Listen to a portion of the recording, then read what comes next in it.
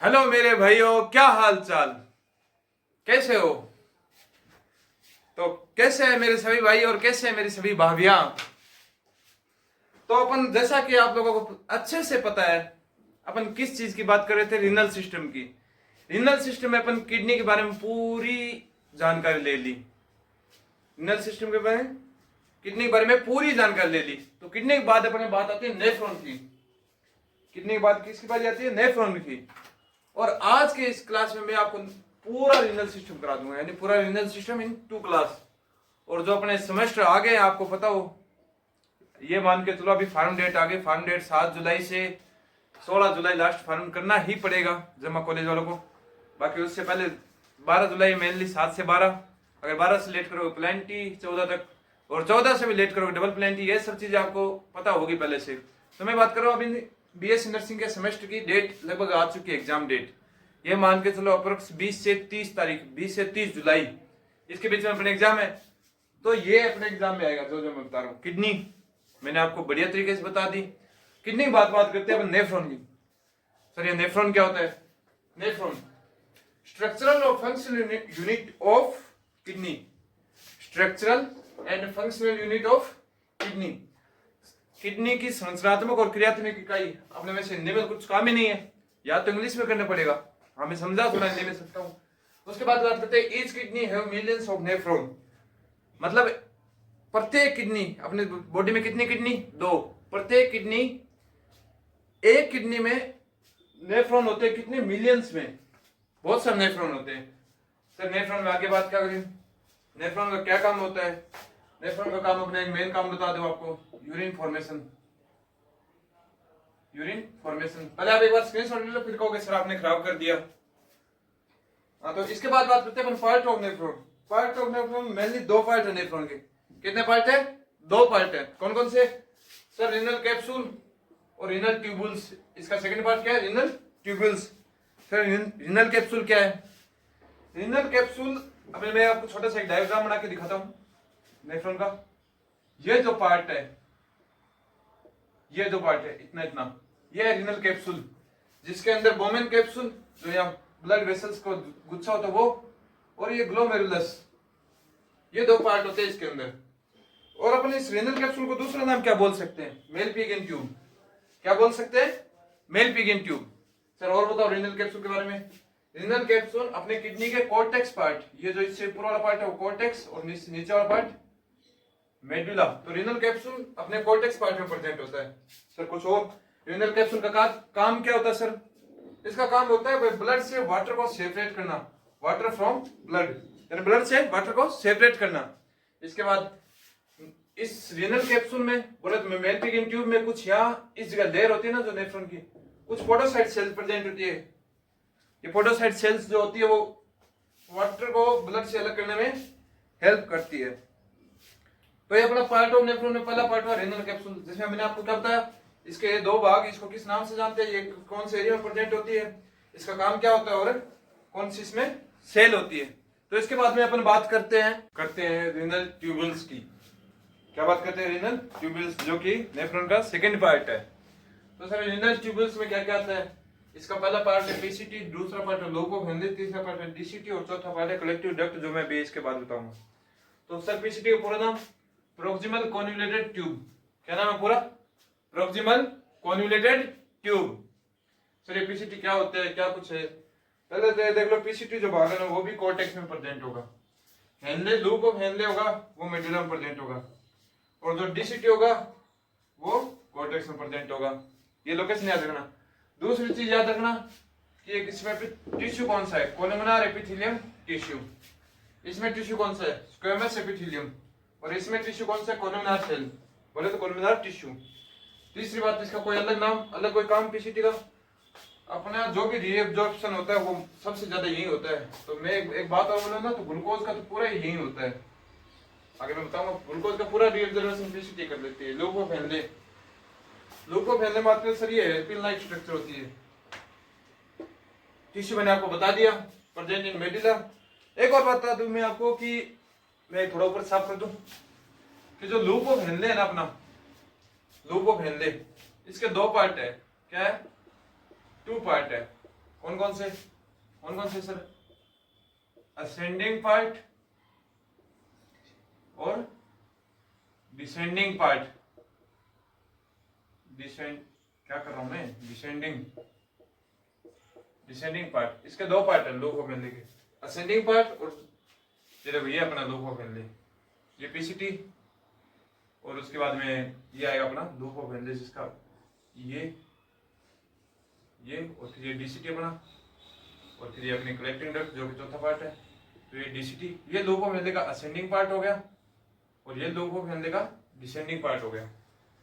Loop of Henle के बाद बात करते हैं अपन डीसीटी की, डिस्टल कॉन्वोल्यूटेड ट्यूब। पूरा नाम क्या है? Distal convoluted tube. इसका टिश्यू बताया था मैंने, कोलमिनार सेल बोल दो, टिश्यू बोल दो, क्योंकि टिश्यू किससे बना होता है? सेल से। उसके बाद बात करते हैं इसका जो यहाँ कुछ बच जाता है वो कुछ यहाँ होता है रिब्जोर को, और कुछ है ये रिब्जोर कर लेते हैं। तो इसके बाद में आपको लगातार एक और पार्ट बता देता हूँ अभी, जो है इसका चौथा पार्ट। कौन सा? Collecting duct. क्या नाम बताया मैंने? आपको? Collecting duct. Sir collecting duct क्या होती है? तो देखो एक बात, नाम देखो, इस चौथे पार्ट का नाम देखो एक बार आप। कलेक्टिंग मतलब ये कुछ कलेक्ट करती है। कलेक्टिंग डक्ट क्या करती है? कुछ कलेक्ट। तो इसको अपन लिखेंगे तो कैसे लिखेंगे? Attach money nephron. क्या होगा? Attach money nephron. ये नेफ्रॉन को, बहुत सारे नेफ्रॉन को जोड़ेगी। कॉमन फॉर मनी नेफ्रॉन, सारे नेफ्रॉन को एक साथ जोड़ती है तो सारे नेफ्रॉन का क्या हो गया? कॉमन होगी। तो common for money nephron, attach money nephron. तो ये बात होगी नेफ्रॉन की दोनों पार्ट की, मतलब नेफ्रॉन की पूरी बात होगी। नेफ्रॉन में अपन क्या क्या देखा सर? आपने नेफ्रॉन के स्ट्रक्चर नहीं बताई। नेफ्रॉन के स्ट्रक्चर में आपके सामने 3 बार बना चुका हूँ। अब मैं बोर्ड पे बना रहा हूँ तो इतनी अच्छी नहीं बनेगी, लेकिन आप एक बार कोशिश करो, अपनी जो एनसीईआरटी है ना 11th की, उसमें देख लो, और अपनी बहुत सारी बुक्स आती है सेमेस्टर के लिए, उसमें डायग्राम है। तो मैं डायग्राम पे इतना फोकस नहीं कर रहा हूँ, मैं चीज पे जो अपना मेन मोटिव है वो लिखना कैसे, उस चीज पे फोकस है। तो मैंने आपको नेफ्रॉन के बारे में क्या क्या बता दिया कि एक ईच किडनी है मनी मिलियंस नेफ्रॉन, मतलब मिलियंस नेफ्रॉन होते हैं। Structural and functional of kidney. उसके बाद में पार्ट ऑफ नेफ्रॉन, पहला पार्ट रीनल कैप्सूल, दूसरा पार्ट रीनल ट्यूबुल्स।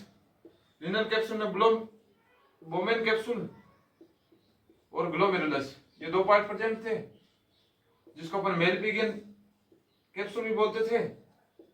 उसके बाद बात करते हैं अपन रीनल ट्यूबुल्स। रीनल ट्यूबुल्स में 4 पार्ट है। कौन कौन से? PCT, proximal convoluted tube, Henle loop, hair like structure, DCT, distal convoluted tube, और चौथा कलेक्टिंग डक्ट। तो नेफ्रॉन के बाद अपन बात करते हैं यूरिन की।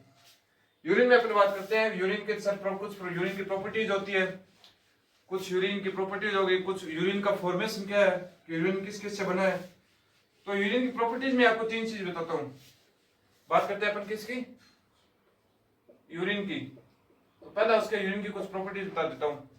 यूरिन की प्रॉपर्टी में पहला आता है कि भाई अपन दिन में 1 से 1.5 लीटर पर डे अपनी यूरिन बॉडी से बाहर निकाल देते हैं। उसके बाद दूसरा इसकी पीएच सर ये एसिडिक होता है, क्षारीय होता है।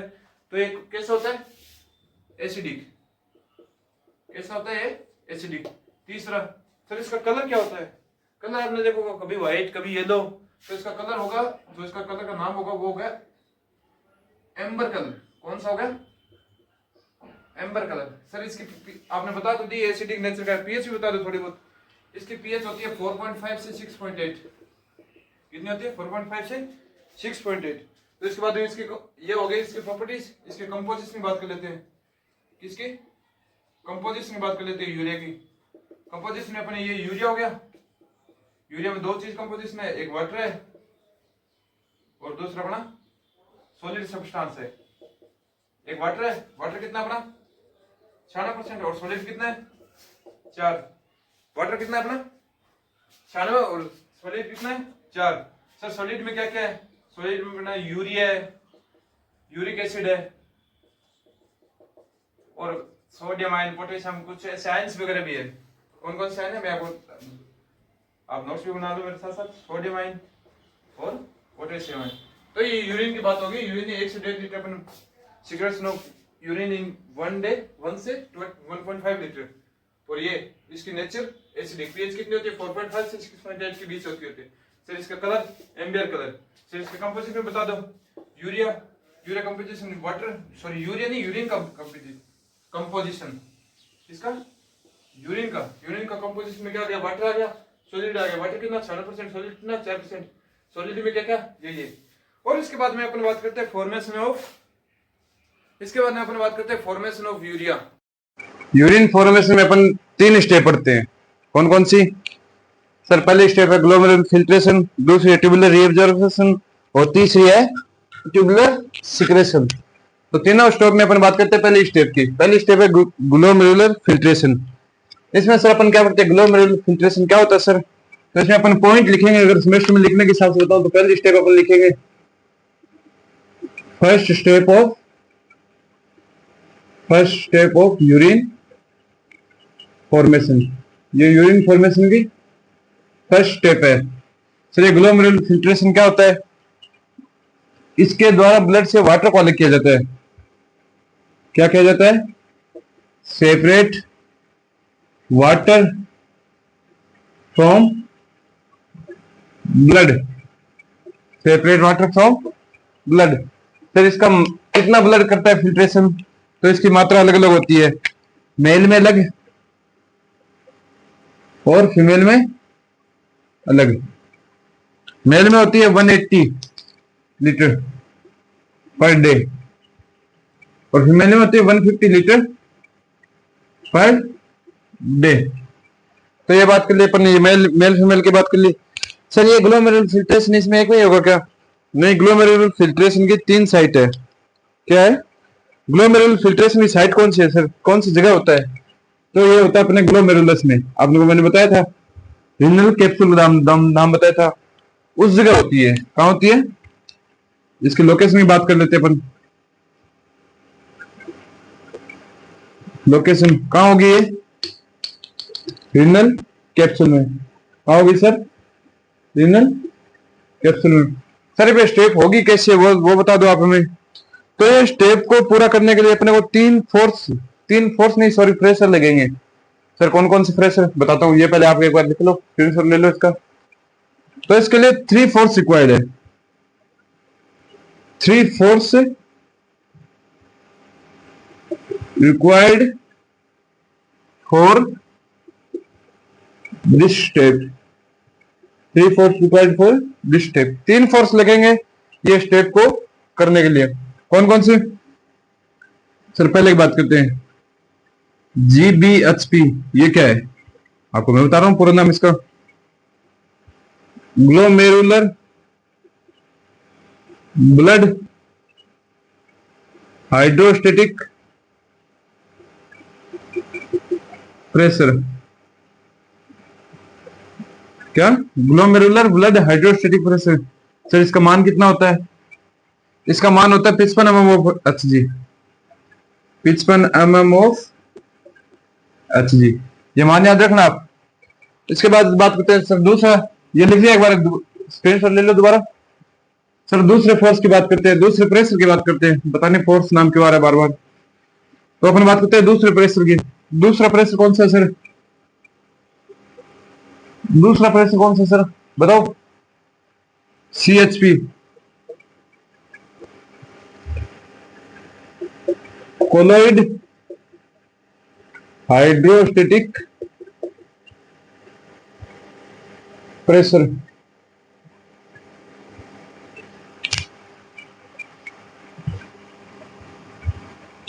स्पेलिंग मिस्टेक हो जाती है जल्दबाजी में। Colloid hydrostatic pressure. फिर इसका मान कितना होता है? इसका मान होता है 15 mm ऑफ Hg। कितना? 15 mm ऑफ Hg। पहला प्रेशर कौन सा? GBHP। दूसरा प्रेशर कौन सा? CHP। तीसरा प्रेशर कौन सा? BCOP। सर ये BCOP क्या है? BCOP बोले तो ब्लड,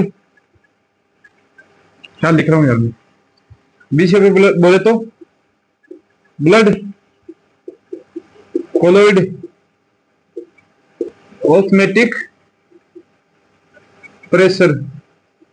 इसका मान कितना होता है 30 mm ऑफ एच जी। ये मान याद कर लो तीनों। तीन प्रेशर कौन से, जीबीएचपी, सीएचपी और बीसीओपी। तीनों का पूरा नाम, जीबीएचपी का मान 55 mm, सीएचपी का पूरा मान 15 mm और बीसीओपी का मान 30 mm। तो ये तीनों प्रेशर याद कर लो पहले। तीनों प्रेशर के बाद में अपन बात करते हैं सर ये तीनों प्रेशर लिखेंगे नेट प्रेशर कितना होगा, कि नेट प्रेशर कितना होगा। नेट प्रेशर की बात करते हैं तो अपन बात करते हैं नेट फिल्ट्रेशन रेट। क्या बात करते हैं अपन,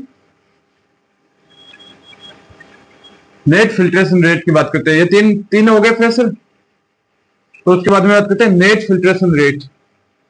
क्या बात करते हैं,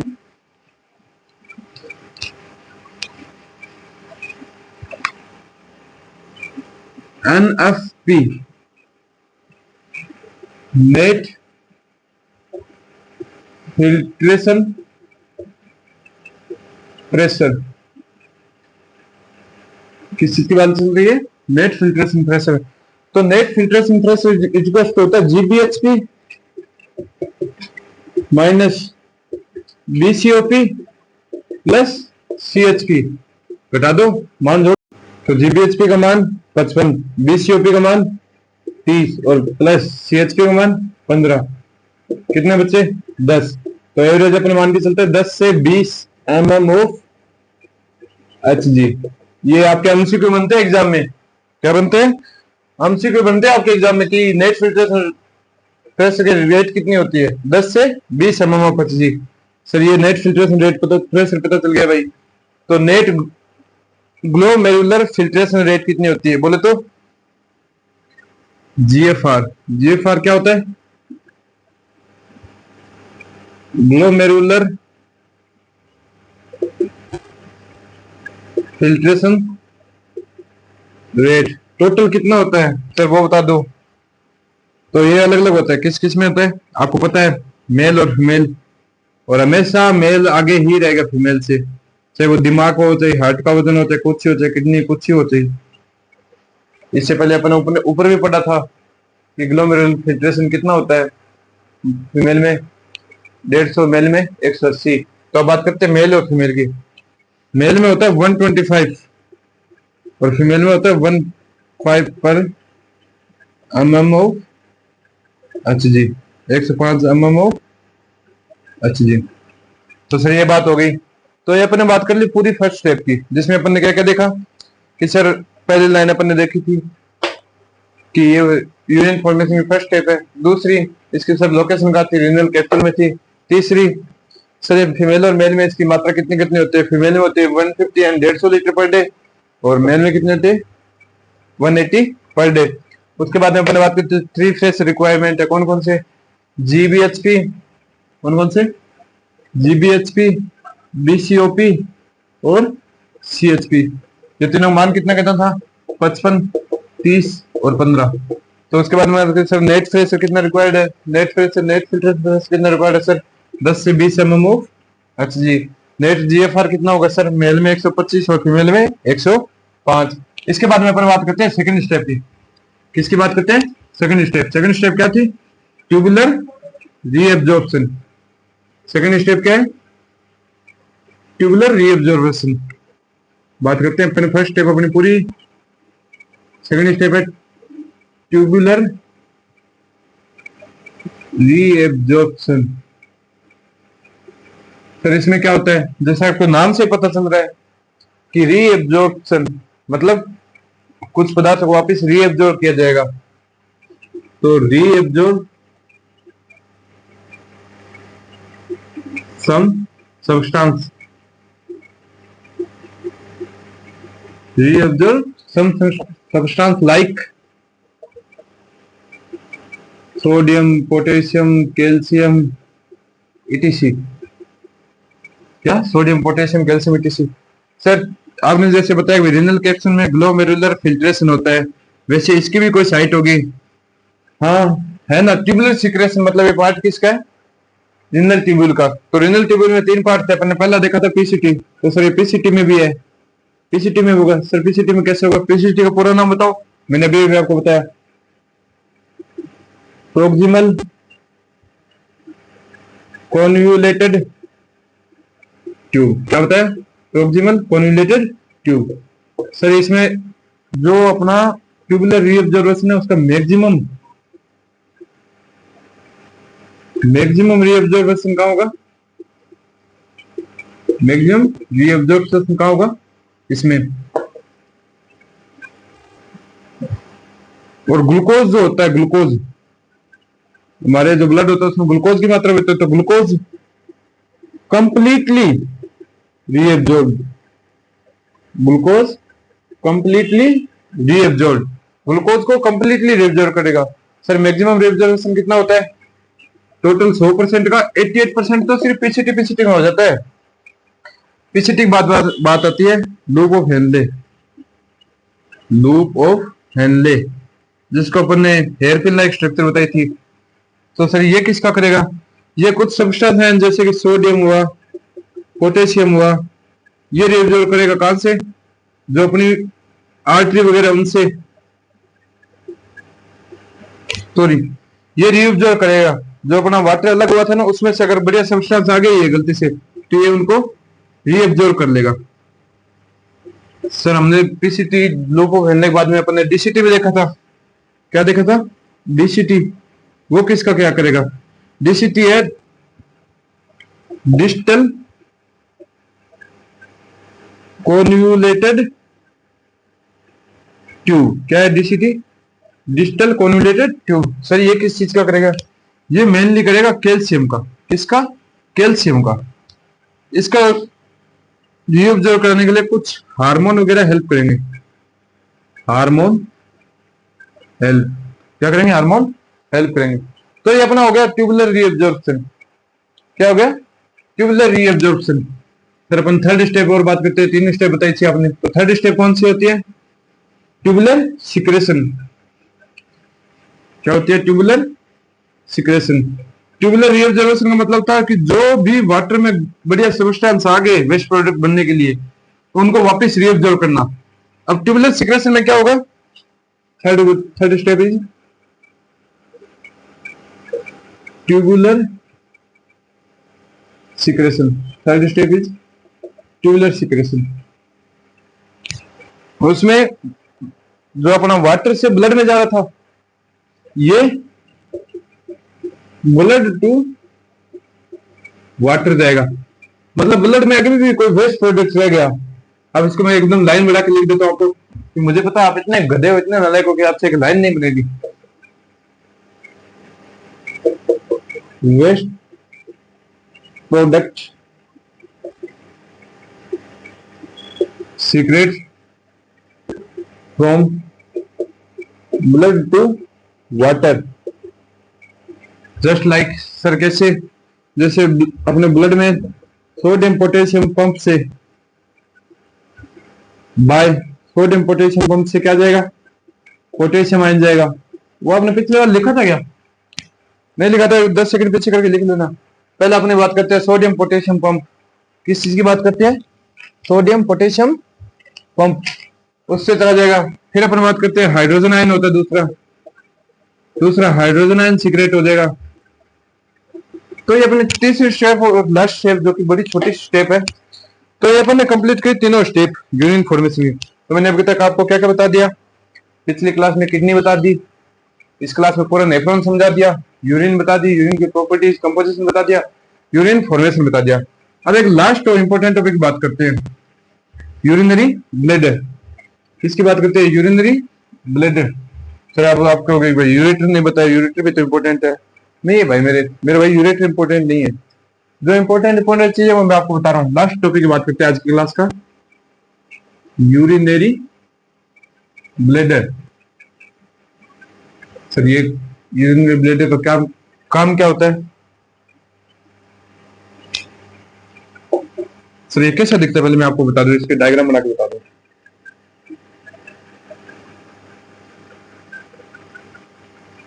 ये अपना यूरिनरी ब्लैडर जिसकी 4 सरफेस है।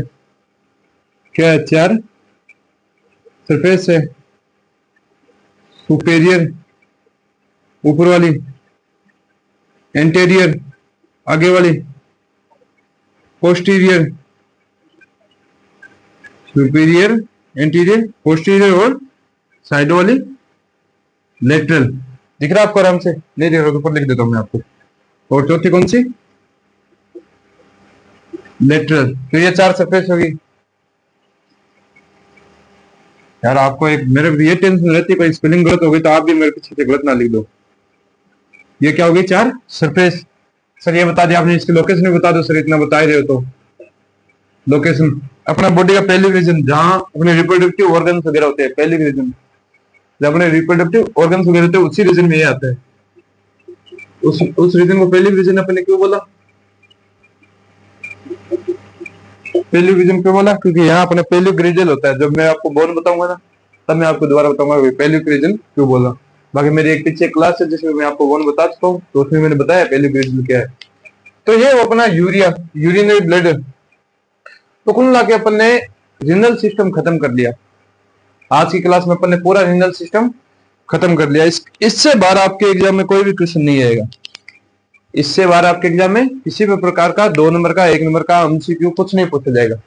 अगर आप मेरी क्लास लेके प्रैक्टिस करके बढ़िया याद करके कुछ याद करने जाते हो तो ये गारंटी मेरी है कि इससे बाहर आपको कुछ नहीं पूछा जाएगा।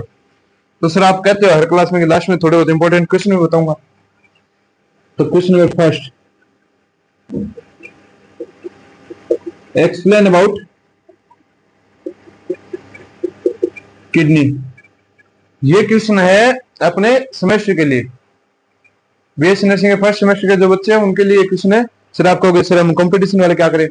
कंपटीशन वालों के लिए मैं एक अलग से सीरीज चलाऊंगा जिसमें सारे एमसीक्यू करेंगे, पीवाईक्यू वगैरह सब। वो हर कंपटीशन एग्जाम के लिए, लेब असिस्टेंट, नीट, पैरामेडिकल जो भी होगा, आरयूएचएस का जो भी एग्जाम है, राजस्थान लेवल पे जो भी एग्जाम होगा, सब कुछ मैं बताऊंगा। तो अभी बात करते हैं एक्सप्लेन अबाउट किडनी, पहला क्वेश्चन जिसको मैंने आपको फर्स्ट लेक्चर में, इसका आंसर भी बात कर लेते हैं। कंप्लीट फर्स्ट लेक्चर, इसका आंसर हो गया कंप्लीट फर्स्ट लेक्चर। देख लो जिसमें जो जो मैंने लिखा वो छाप के आ जाना। ये 5 नंबर का क्वेश्चन आएगा, 5 में से 5 आपको डर से कोई नहीं रोक पाएगा। Question number 2, explain about nephron, जो मैंने आपको स्टार्टिंग में इस लेक्चर में समझाया पूरा छाप दो। नेफ्रॉन क्या होता है, नेफ्रॉन के पार्ट क्या होते हैं, पीसीटी, जीसीटी सबको समझा दो। 5 में से 5, 5 नंबर का क्वेश्चन आने समझना है, 5 में से 5। Third formation, describe about urea. इस चैप्टर में 3 क्वेश्चन है। ये क्वेश्चन आएगा ना तो 10 नंबर के हिसाब से आएगा, जिसमें आपको यूरिया की प्रॉपर्टीज लिखनी है कि अपन दिन में 1 से 1.5 लीटर सिगरेट करते हैं, पीएच एसिडिक होती है, इसका एम्बर कलर होता है, प्रॉपर्टीज लिखिए। कंपोजिशन लिखना है कि यूरिया का कंपोजिशन क्या है, वाटर 96%, सॉलिड 4%, सॉलिड में क्या क्या आएगा, urea, uric acid, sodium, potassium, और उसकी यूरिन फॉर्मेशन लिखनी है जो कि मेन इंपॉर्टेंट है। और जहां तक मुझे एक क्वेश्चन लग रहा है 10 नंबर का क्वेश्चन, या तो इस चैप्टर में से, या मैं अभी आपको रिप्रोडक्शन पढ़ाऊंगा इस क्लास के बाद, उसमें से आएगा 10 नंबर का क्वेश्चन, और यह अपना क्वेश्चन आ सकता है रिप्रोडक्शन में बाद अपन बात करेंगे नर्वस सिस्टम की। इन तीनों में मैं 3, जैसे इस चैप्टर में मैंने ये क्वेश्चन बताया 10 नंबर का, रिप्रोडक्शन वाले में मैं आपको एक 10 नंबर का एक क्वेश्चन बताऊंगा, और नर्वस सिस्टम में आपको एक 10 नंबर का एक क्वेश्चन बताऊंगा। तो इन तीनों में से आपको एक या फिर दो आते हैं, दोनों में से एक करना होता है। तो दोनों में से एक में तो पक्का ये 3 क्वेश्चनों में से एक क्वेश्चन मिलेगा। तो हम आज की क्लास का यही समापन करते हैं। ये 3 इंपॉर्टेंट टॉपिक्स हो गए। तो हमारा ये यूरिन सिस्टम क्या हुआ, सॉरी रीनल सिस्टम क्या हुआ, पूरा कंप्लीट हुआ। तो मेरे भाइयों पढ़ाई करो आराम से मेरे बच्चों, कुछ नहीं है, 10-15 दिन है, 10-15 दिनों में पेपर पास होना कोई मुश्किल काम नहीं है। मेरी बस क्लास रहती है ज्यादा से ज्यादा आधा घंटा 40 मिनट, इसमें आपको पूरा एक सिस्टम कवर हो रहा है। तो भाई दिक्कत क्या है, एक दिन का एक सिस्टम कर रहे हैं। तो इसी के साथ हम क्लास को खत्म करते हैं। तो अपना जो भी छोटा भाई है, जो भी छोटी बहन है, जो भी आपका बेटा है जो सेमेस्टर की तैयारी कर रहा है बीएससी नर्सिंग में, और जो भी कंपटीशन एग्जाम के तैयारी कर रहा है, जिसको रीजनल सिस्टम समझ नहीं आ रहा है, वो अपनी ये एक पूरी क्लास ले लो। फिर आपके बच्चे, आपके भाई, आपकी बहन, आपकी भाभी की जिसके भी कोई डाउट रह जाए, फिर मेरे को ना सर मेरे डाउट रह गया, आपने ये गलत बता दिया, आपने ये सही बता दिया, आपने ये नहीं बताया, तो इसी के साथ हम करते हैं आज की क्लास को खत्म। बाकी वीडियो को ज़्यादा से ज़्यादा शेयर करें, लाइक करें और सब्सक्राइब करें। बाकी मिलते हैं नेक्स्ट क्लास में रिप्रोडक्टिव सिस्टम के साथ। धन्यवाद।